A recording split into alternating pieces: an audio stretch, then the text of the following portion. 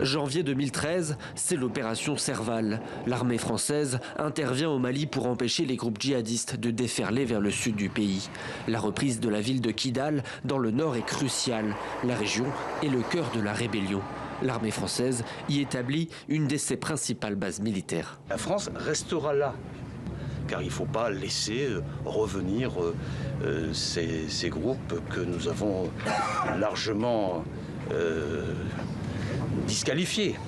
Au nom de la stabilité politique, les Français négocient un cessez-le-feu avec certains groupes armés, dont les rebelles Touaregs. Le problème, c'est que le gouvernement malien est exclu de cet accord.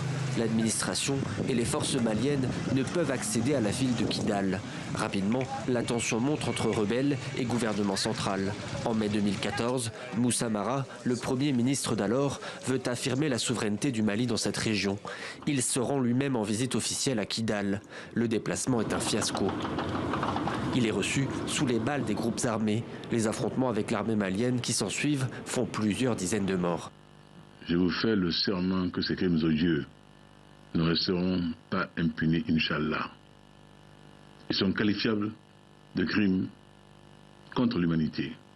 Pendant plusieurs années, la région de Kidal demeure instable et la ville inaccessible au gouvernement malien.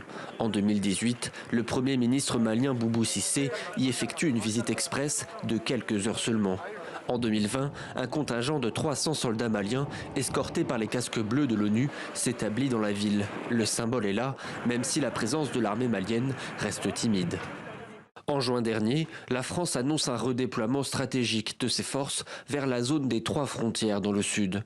Les militaires français se sont retirés aujourd'hui de la base de Kidal au profit de l'armée malienne. Dans quelques mois, ce sera le tour des bases de Tessalit et Tombouctou.